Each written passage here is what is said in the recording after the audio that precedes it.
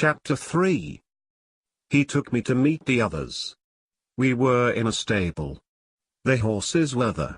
Usually they would be out on the streets, but they were home now because the jackpots were booming the city and it was too dangerous for horses.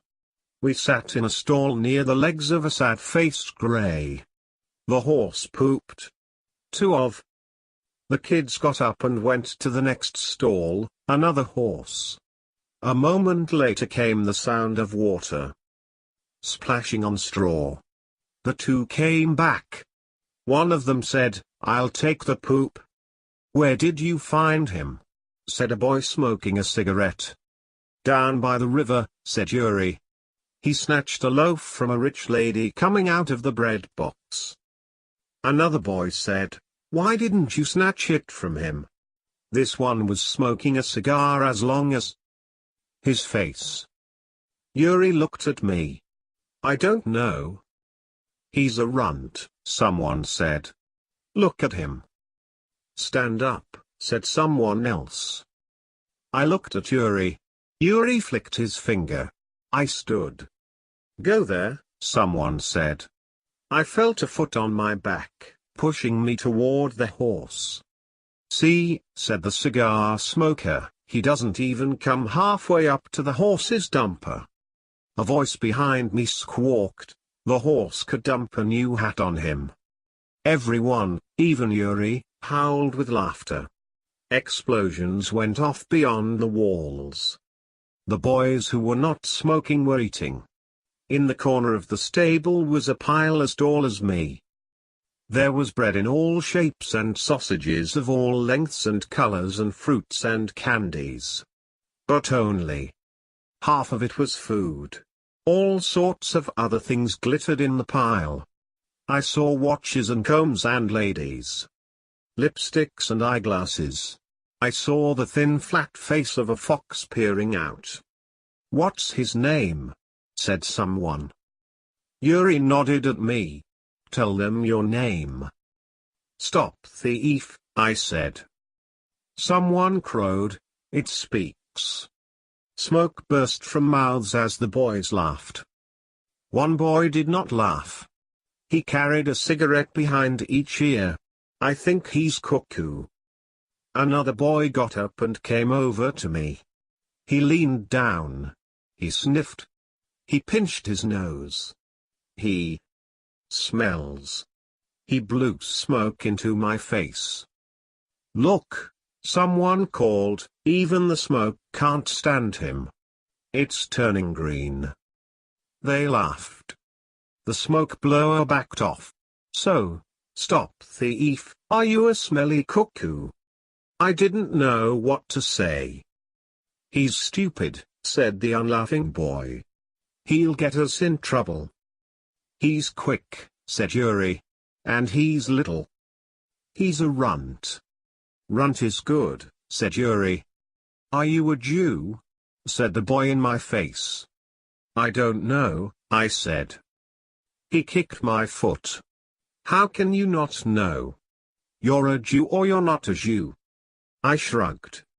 "I told you, he's stupid," said the unlaugher. "He's young," said Yuri. "He's just a little kid." "How old are you?" said the smoke blower. "I don't know," I said. The smoke blower threw up his hands. "Don't you know anything? He's stupid. He's a stupid Jew. A smelly stupid Jew. A tiny smelly stupid Jew." More laughter. Each time they laughed, they threw food at each other and at the horse. The smoke blower pressed my nose with the tip of his finger. "Can you do this?" He leaned back until he was facing the ceiling. He puffed on the cigarette until his cheeks, even his eyes, were bulging. His face looked like a balloon. It was grinning. I was sure he was going to destroy me with his face full of smoke, but he didn't. He turned to the horse, lifted its tail, and blew a stream of silvery smoke at the horses behind. The horse nickered. Everyone howled. Even the unlaugher. Even me. The pounding in the distance was like my heartbeat after running. He must be a Jew, someone said. What's a Jew? I said. Answer the runt, someone said. Tell him what a Jew is. The unlaugher kicked ground straw at a boy who hadn't spoken. The boy had only one arm. That's a Jew. He pointed to himself. This is a Jew. He pointed to the others. That's a Jew. That's a Jew. That's a Jew. He pointed to the horse. That's a Jew. He fell to his knees and scrabbled in the straw. Near the horse flop. He found something. He held it out to me. It was a small brown insect. This is a Jew. Look. Look. He startled me. A Jew is an animal. A Jew is a bug. A Jew is less than a bug. He threw the insect into the flop. A Jew is that. Others cheered and clapped. Yeah? Yeah? I'm a horse turd. I'm a goose turd. A boy pointed at me. He's a Jew all right. Look at him. He's a Jew if I ever saw one. Yeah, he's in for it all right. I looked at the boy who spoke. He was munching on a sausage. What am I in for? I said. He snorted. Strawberry babka. We're all in for it, said someone else. We're in for it good. Speak for yourself, said the unlaugher. He came and stood before me. He reached down and fingered the yellow stone hung around my neck on a string. What's this? He said. I don't know, I said. Where did you get it? I always had it. He let go of the stone. He backed off to arm's length. He wet his finger with spit and rubbed my cheek. He's a gypsy. There were gasps of wonder. The others leaned forward, munching, puffing their tobaccos. How do you know? Look at his eyes. How black. And his skin. And this. He flicked the yellow stone. The smoke blower said, You're a gypsy, ain't you? It sounded familiar.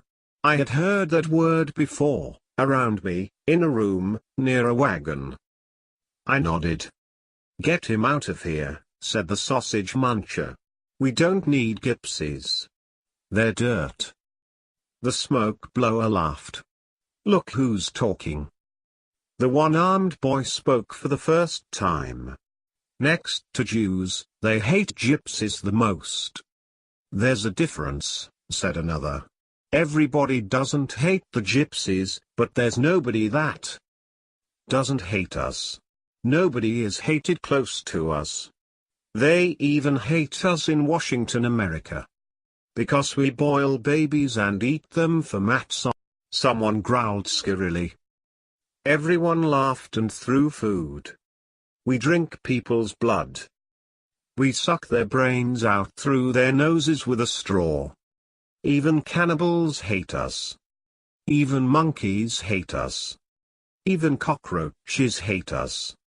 Words and laughter and bread and sausages flew through the tobacco smoke and the horse's legs. Hands reached for the pile. Golden bracelets flew and jars of jam and tiny painted animals and fountain pens. The flanks of the horse flickered as they were pelted. A white and purple glass fish bounced off my forehead. The fox fur flew. One boy paraded wearing it about his shoulders, kissing its snout. And then the stableman was coming and shouting and we were running, and outside we scattered like cockroaches, and I ran with Yuri, and the thumping explosions were louder and the clouds in the sky were brown and black. We ran through streets and alleyways to the back of a small brick building. Yuri threw open a wooden hatch, and we plunged into a dark, cool cellar. Yuri pulled down the hatch, snipping off there. Daylight. Then he flipped a switch and a bare light bulb burned among the cobwebs in the ceiling. Yuri pointed upward. It's a barber shop. The barber went. He left everything. I'll show you. Tomorrow. The cellar was a home. Carpets covered the floor. There was a bed and a chair and a radio and a chest of drawers. Even an icebox. Tonight you sleep on the floor, he said. Tomorrow I'll get you a bed. The explosions stopped, or maybe I just couldn't hear them anymore. We ate bread and jam and slices of salty meat.